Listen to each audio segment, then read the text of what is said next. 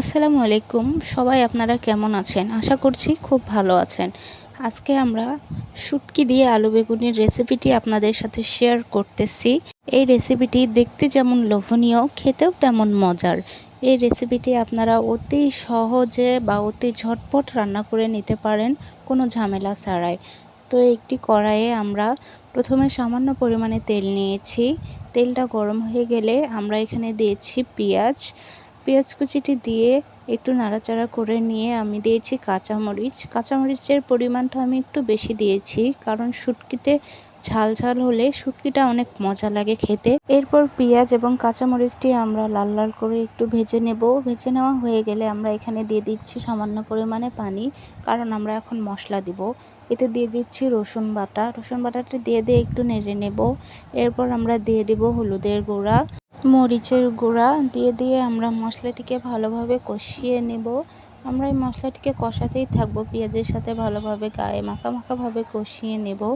কষানো হয়ে গেলে দেখবেন এক পর্যায়ে তেলগুলো উপরে ভেসে উঠবে।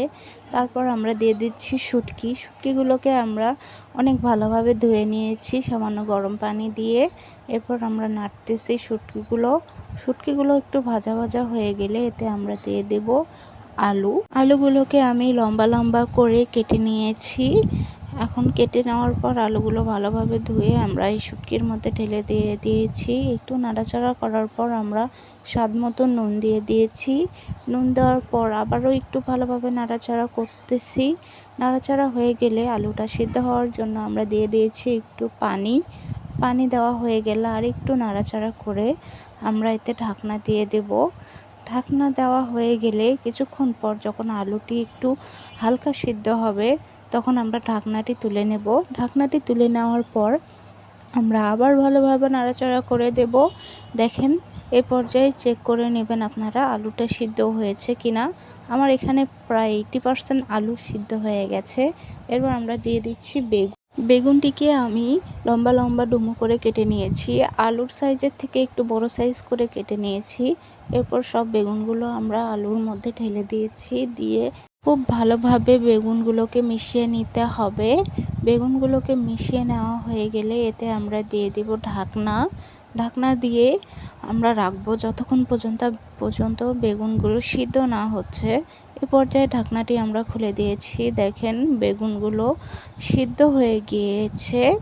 এখন আমরা হালকা পরিমাণে নাড়তেছি, একটু ভাজা করতে হবে। আর মনে রাখতে হবে এতে কিন্তু পানি অ্যাড করা যাবে না।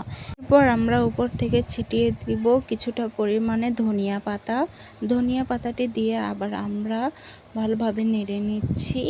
নেড়ে নেওয়া হয়ে গেলে দেখেন আমাদের রেডি হয়ে গেছে এই শুটকি বেগুনের তরকারিটা। এই শুটকি বেগুনের রেসিপিটা অনেক মজাদার, খেতেও অনেক সুস্বাদু। বেগুন শুটকি রেসিপিটা আপনারা গরম গরম ভাতের সাথেও পরিবেশন করতে পারেন, আবার রুটির সাথেও খেতে পারেন। আশা করছি এই রেসিপিটা আপনাদের অনেক ভালো লাগবে। সো বাড়িতে আপনারা একবার হলেও চেষ্টা করবেন। তাই আজকে এই পর্যন্ত। টাটা, আল্লাহ হাফেজ, সবাই ভালো থাকবেন।